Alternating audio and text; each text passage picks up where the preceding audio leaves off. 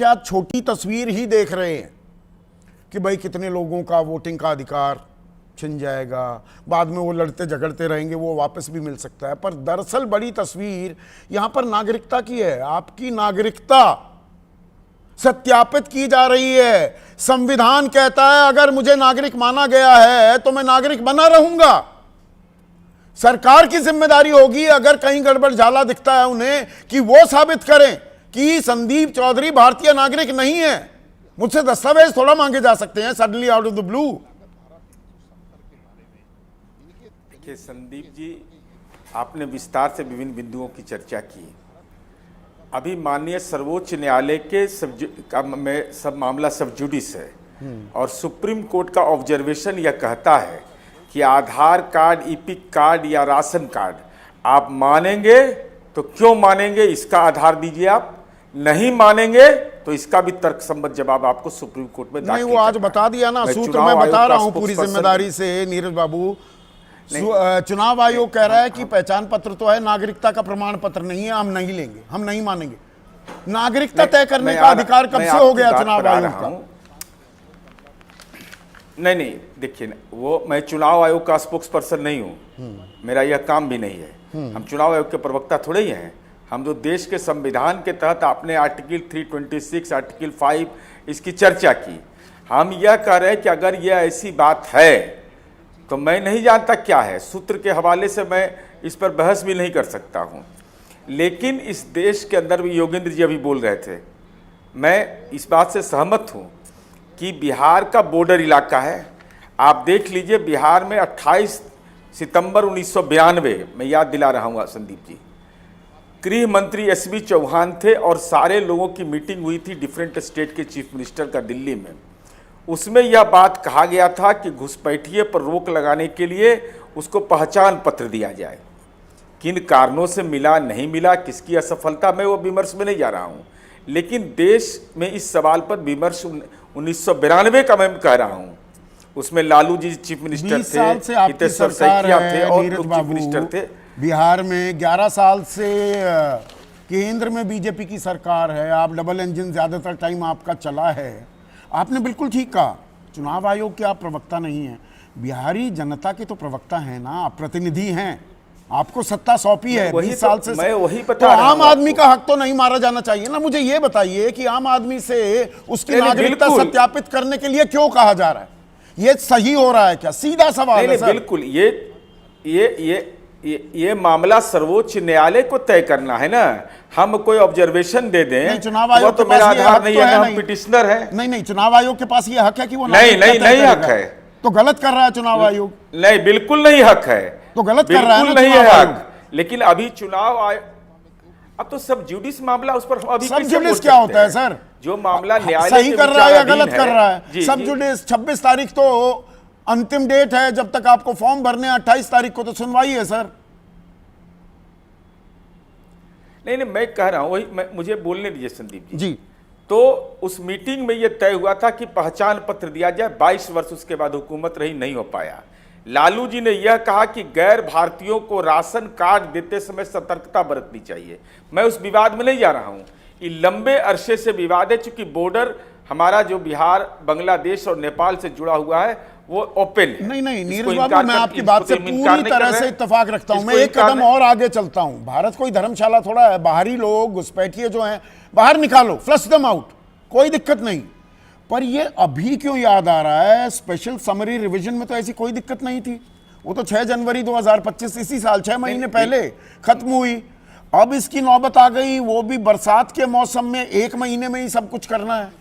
आराम से ठोक बजा कर कीजिए ना। बिल्कुल, अरे ये सारे सवाल संदीप जी सुप्रीम कोर्ट ने पूछा है। टाइमिंग का सवाल भी सुप्रीम कोर्ट ने पूछा। सुप्रीम कोर्ट ने यह भी कहा, हेलो जी, आवाज जा रही है मेरी? जी बिल्कुल आ रही है। हाँ, सुप्रीम कोर्ट ने टाइमिंग का सवाल भी पूछा और 3 बातों का जवाब मांगा है। Powers of ECI to conduct the procedure of to exercise the powers और द टाइमलाइन। तीनों बात पर तो इनको जवाब देना पड़ेगा ना। तो देखते हैं वो जवाब कब तक आम आदमी के दिल की धड़कनें बढ़ी रहेंगी। आम आदमी को लगेगा अरे वोटर का हक गया शक्ति, वोटिंग का हक गया, कहीं राशन भी गया, मेरा कार्ड भी गया, मेरी पहचान ही चली गई। उसको भरोसा कौन दिलाएगा? दिलाया जा रहा है क्या वो भरोसा? संदीप, ऐसा है संदीप जी, आप जानते हैं कि सवाल राशन का से ज्यादा अब इस देश में नागरिकता का सवाल है। अब उसकी पहचान मिटा दी जाएगी तो रिफ्यूजी हो जाएंगे। जो काम संवैधानिक तौर पर संवैधानिक संस्था चुनाव आयोग को अधिकार प्रदत्त नहीं है, आप इतना सिलसिलेवार से अपने प्रस्तुतिकरण में आर्टिकल 326 से लेकर 10 और 5 सबका जिक्र किया, और चुनाव आयोग को ये बात समझ में नहीं आ रही है और सूत्र बता रहे हैं जैसा कि आपने कहा कि मानने से इनकार कर रहे हैं। सवाल कहाँ उठता है? सवाल ये उठता है कि आर्टिकल 10 अगर ये कहता है कि जिसे नागरिकता प्राप्त है वो कंटिन्यू करेगा, ये चाह रहा है कि नहीं, आपको सिद्ध करना है। ईडी क्या कहती है कि अगर ये प्रॉपर्टी रेड होता है तो कहता है कि आप सिद्ध करिए कि आपकी प्रॉपर्टी है कि नहीं। ये रास्ता अपना रही है। संवैधानिक संस्था गैर संवैधानिक आचरण करने पर आमदा हो। क्या नेता प्रतिपक्ष आदरणीय तेजस्वी जी ने शुरू वनडे में कहा कि SIR के नाम पर चुनाव आयोग बिहार के मतदाताओं को मत के अधिकार पर डाका डाल रही है और ये छीनना चाहती है, और इसलिए कहा कि संवैधानिक संस्था में बैठा जो व्यक्ति है वो संवैधानिक मर्यादाओं का हनन कर रहा है। ये भारतीय जनता पार्टी का दफ्तर खुल गया है, अब इशारे का इंतजार करता है गृह मंत्रालय का और PMO का। आप राजनीतिक आरोप लगा रहे हैं, आप राजनीतिक रोटियां भी सेक रहे हैं क्या शक्ति? ये सवाल मैं इसलिए पूछ रहा हूं, मैंने 1 मिनट सुनिए ना। मैंने दरभंगा में जो भाजपा की महिला जिला अध्यक्ष है सपना भारती का जिक्र किया।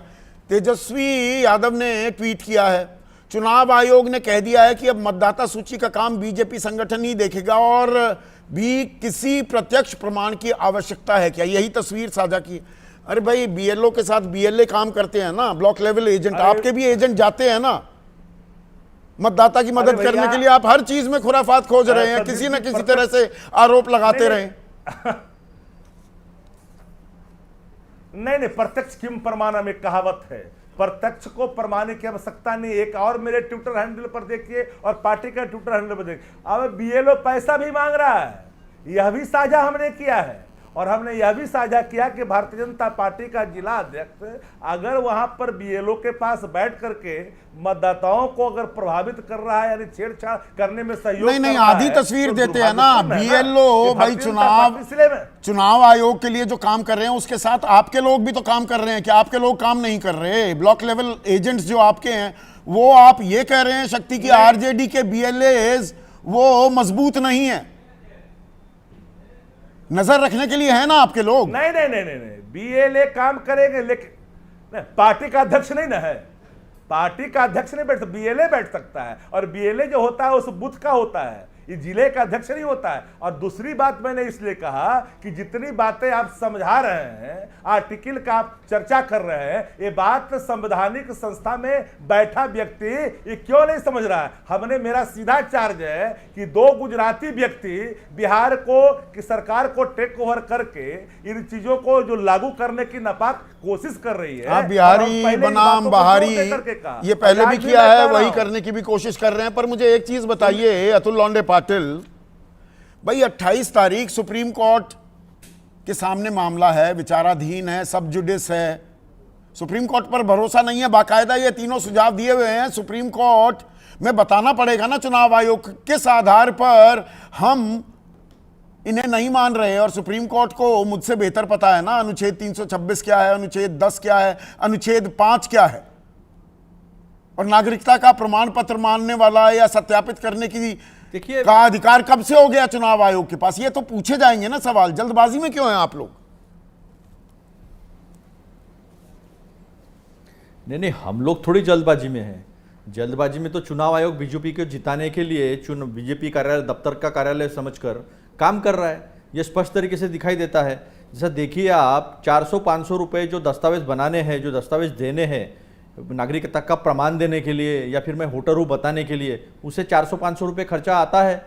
ये सीधा सीधा जो है हमने कई यूट्यूबर्स और कई पत्रकार वहाँ पर गए हैं, उनके सामने हमने आम आदमी जो आम वोटर है, देश का नागरिक है, उसकी व्यथाएं जो है हमने सुनी है। अब देखिए पावती नहीं दे रहे हैं, खेतों में जो है फॉर्म भरे जा रहे हैं, खुद ही फॉर्म भर दो, अपने हाथ से दे दो, लोगों को रिसीव नहीं दिया जा रहा है। तो 1 सितंबर के बाद ईआरओ के पास जब जाएगा और फाइनल लिस्ट आएगी तो वो पता नहीं पाएगा कि मैंने फॉर्म भरा था या नहीं भरा था। अब जो महादलितों की टोलियां है उस टोलियों में जा ही नहीं रहे, क्यों नहीं जा रहे बीएलओ उस टोली में? ये तो अखबार की खबर है। 6.85% लोग ही बच गए जिनके फॉर्म नहीं भरे गए हैं। कैसी बात कर रहे हैं आप अतुल भाई? ये तो आंकड़ा मानना पड़ेगा ना। वो भी गलत आंकड़ा है भाई, जो आंकड़ा आया है आपके ही आपने जितना बताया कैलकुलेशन। हाँ बताइए सुनिए ना, मैं आंकड़ा बता दूं ना आपको, सुनिए। आपने कहा कि चुनाव आयोग ने कल बताया है, बड़ा बड़ा इश्तिहार दिया है कि 1 करोड़ लोग ये बाहर है। टोटल वोटर कितने हमारे? 7 करोड़ 90 लाख, यानी करीब करीब 8 करोड़। 8 करोड़ का 10% कितना होता है? 80 लाख, यानी 12% जो है वो बाहर है। और चुनाव आयोग कह रहा है कि 6% जो है किसी ने भी नहीं भेजा बाहर वाले ने, यानी पर वो अब ऑनलाइन भी आवेदन मंगवा रहे हैं, फिर आप बाल की खाल निकाल रहे हैं, गणित आपको सूट करे उस तरह से पेश कर रहे हैं। मुझे एक बात, नहीं, मैं कोई भी गणित मुझे सूट करता है इसके लिए नहीं बता रहा हूं। बड़े बड़े सेवाभावी लोग हैं बीजेपी के, बड़े बड़े कार्यकर्ता जो है। बीएलए तो बूथ लेवल का छोटा सा कार्यकर्ता होता है, जिससे बूथ का पता होता है, जो बूथ में कितने लोग मर चुके हैं, कितने लोग शादी ब्याह होकर बाहर गए, शादी ब्याह होकर अंदर आए, ये सब जो है वो बीएलए जानता है। लेकिन कोई अगर जिलाध्यक्ष वहां बैठता है तो कितने लोग बैठे होंगे? जब चुनाव आयोग ने कहा था हम 1 लाख जो है वो बीएलओ अपॉइंट करने वाले, कहां से 1 लाख लोग आए? फिर स्वयंसेवक आए आरएसएस के, ऐसे भी आरोप हुए। महादलितों के टोलियों में जा नहीं रहे। कौन रोक रहा है? आपके कार्यकर्ता भी बढ़ चढ़कर निगरानी करें बीएलओ पर। ऐसे कोई चोरी छिपे थोड़ा हो जाएगा। जो आप आरोप लगा रहे हैं पता लग जाता है ना कि भाई खुले खेत में करवाया जा रहा है या वो दूसरा फॉर्म वापस नहीं दिया जा रहा है। नजर रखिए संदीप जी। देखिए संदीप जी, ये किसी न किसी पत्रकार को कोई ना कोई हमारा कार्यकर्ता या आरजेडी का कार्यकर्ता बताता होगा, तभी वहां जाकर ये सारी इंक्वायरी कर रहे हैं पत्रकार लोग और पेपर में आ रहा है ना। अब तो ऐसा है कि किसी पत्रकार ने सच्चाई बताई तो सांप्रदायिकता का आरोप लगा जाता है। संभल के रहना संदीप जी, नहीं तो आप सच कहते हो और सांप्रदायिकता आरोप लग जाएगा, जैसा अजित अंजुम पे लग गया। लगने दीजिए। उसका अजित अंजुम जी की बात करें तो लोगों को खराब लगता है। और राजीव रंजन जी, देखिए संदीप जी, मैं जमीनी कार्यकर्ता हूं, मैं जमीन पर जाकर काम करता हूं, इसलिए समझता हूं कि क्या होता है। पत्रकारों को बताया जाता है क्योंकि हमारी तो कोई सुनता नहीं है। एक आध दो संदीप जी सुन लेते हैं, हमारे तो कोई सुनता नहीं है। प्रेस कॉन्फ्रेंस करो तो ब्लैकआउट हो जाता है, पेपर में छपकर नहीं आता है। यहाँ पर एक दर्शक ये सारे हमारे अनुभव है, इसलिए जो पत्रकार दिखाता है। भाई